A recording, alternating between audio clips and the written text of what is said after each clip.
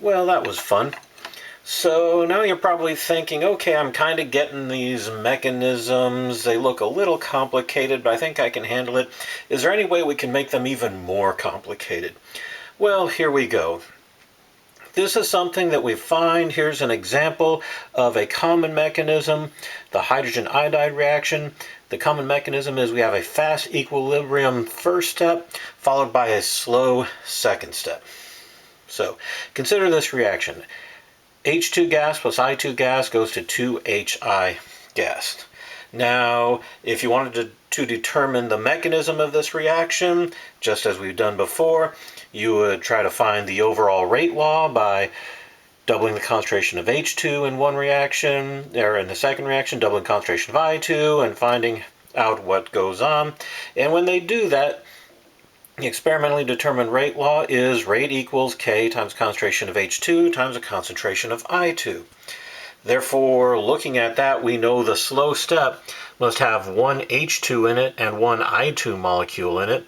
So it appears the mechanism is simply the overall reaction. It's a one-step mechanism. This H2 plus this I2 goes to 2HI, and that's how it was thought to be until the 1960s, when people were looking at this reaction, and with better instruments, better way of detecting things, what they found out was when they were running the reaction, iodine atoms were formed and then used up. They found the intermediate iodine in there.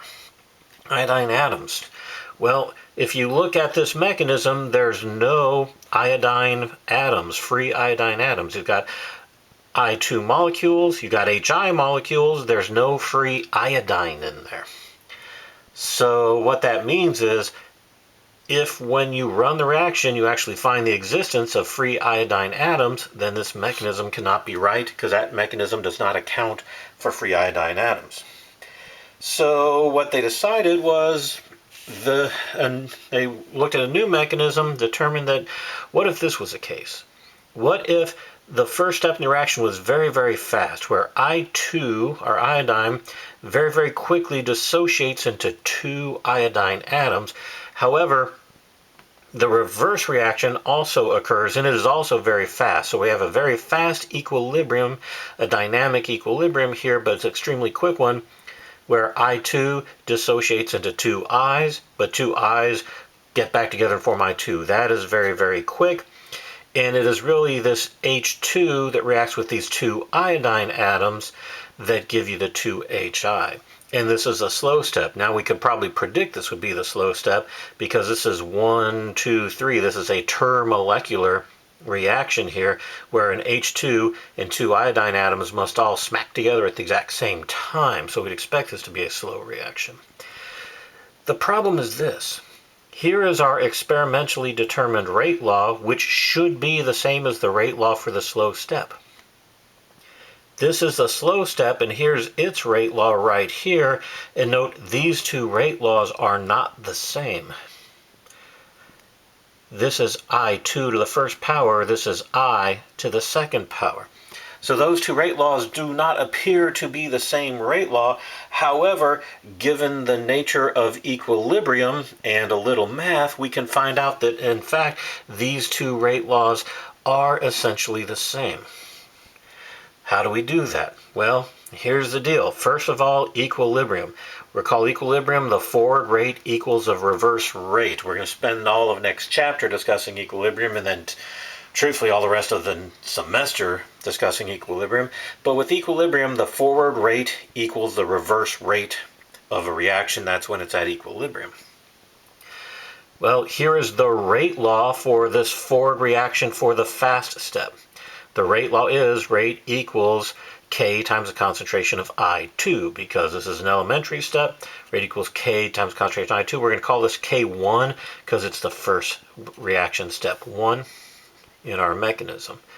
The reverse reaction, what's the rate law for the reverse reaction? If this is our reactant and this is our product, what's the reverse reaction's rate law? Well, it's rate equals K minus 1. Since it's still step 1, let's just call the reverse rate constant K minus 1. K minus 1 times concentration of I squared. Well, we've got our rate law for our first step forward, reaction, the rate law for our first step reverse reaction, but equilibrium means the forward rate equals the reverse rate, so these two rates equal each other. So let's do that. If these rates are the same thing, then K1 times the concentration of I2 equals K minus 1 concentration of I squared.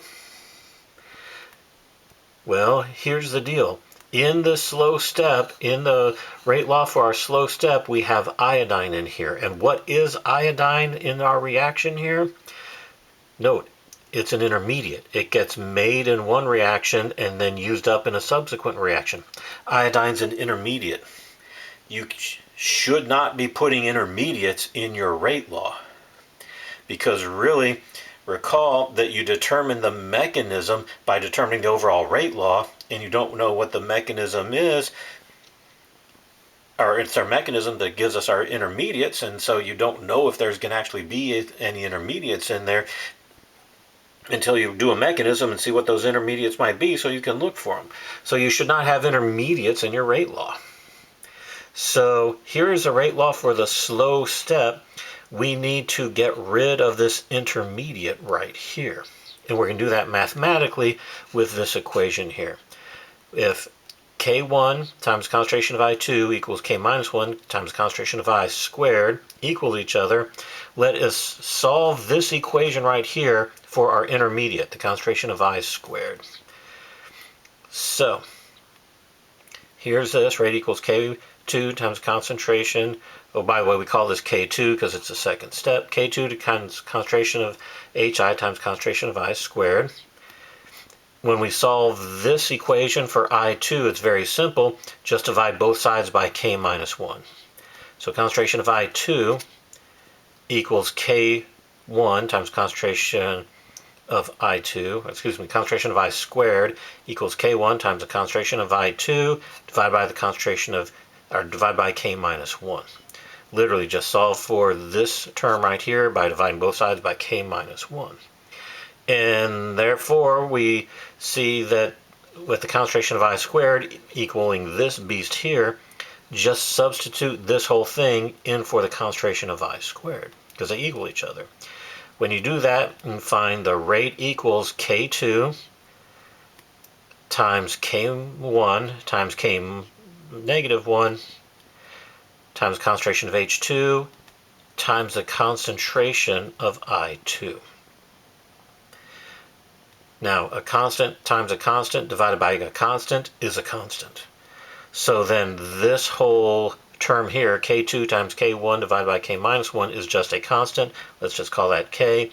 And the rate equals K times the concentration of H2 times the concentration of I2. And this is a problem you're going to have to do on the exam. I will give you a question such as, okay, here is a fast equilibrium first step, here's a slow second step, the overall rate law is this, but it's not the same as a rate law for the slow step. Derive the rate law, the experimental rate law from the rate law of the slow step and the forward and reverse rate laws of the first step. And you'll have to mathematically do this. So let's go through an example, shall we? Let's do an example of this type of problem. Here we go. Here's our reaction. Two ozone molecules react to form three O2 molecules.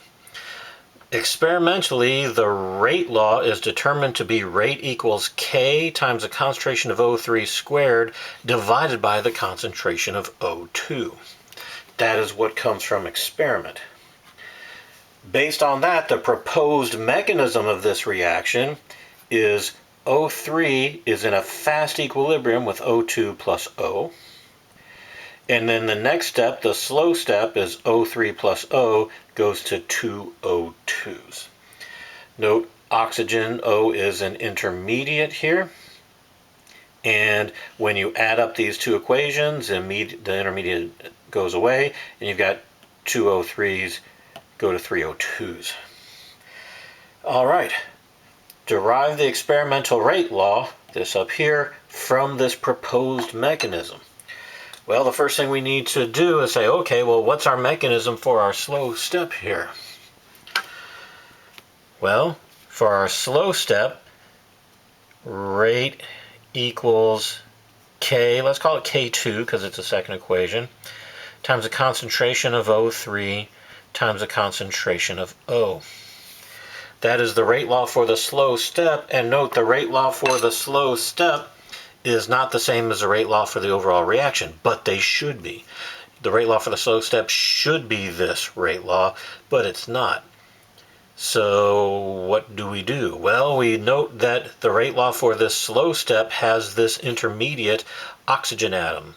The oxygen atom intermediate is in there, so we realize what we need to do then is find the rate law for the forward step, find the rate law for the reverse step of step 1, set those two rates equal to each other because it's equilibrium, then solve for that term concentration of oxygen. So let's do that. For step 1, the rate law for the forward reaction is rate equals K1 times the concentration of O3. The rate law for the reverse reaction is rate equals K minus 1 times the concentration of O2 times the concentration of O. So we've got the rate law for the forward reaction, the rate law for the reverse reaction of step 1. Note that these two rates equal each other. Since this is dynamic equilibrium, the definition of equilibrium is a forward rate equals a reverse rate. So I'm going to set these two equal to each other. K1 times the concentration of O3 equals K minus 1 times the concentration of O2 times the concentration of O. Set those two rate laws equal to each other, and now I can do a little bit of math because I need to get rid of this concentration of O in this rate law for the slow step. So I need to solve for this for the concentration of O. Hopefully you can see you just divide both sides by K minus 1 times the K minus 1 times the concentration of O2. So what we now have is the concentration of O atoms equals K1 times the concentration of O3 divided by K minus 1 times the concentration of O2. All right. Take this expression right there for the concentration of O and plug it into this rate law for that concentration of O there. So that will give us rate equals K2. Rate equals K2 times the concentration of O3. And our concentration of O is K1 times the concentration of O3 divided by K minus 1 times the concentration of O2. At this point we can collect like terms, okay? Note we can just rearrange this a little bit into rate equals K2 times K1 over K minus 1 times the concentration of O3 times the concentration of O3 divided by the concentration of O2. And cleaning this up a little, we have a constant times a constant divided by a constant. Well, a constant times a constant divided by a constant is a constant. So let's just change all of this into just the constant K. So rate equals K. Now concentration of O3 times the concentration of O3 is a concentration of O3 squared divided by the concentration of O2. And note this rate law that we've just derived is our rate law that we determined from experiment. They are the same. So that is how you work one of these types of problems.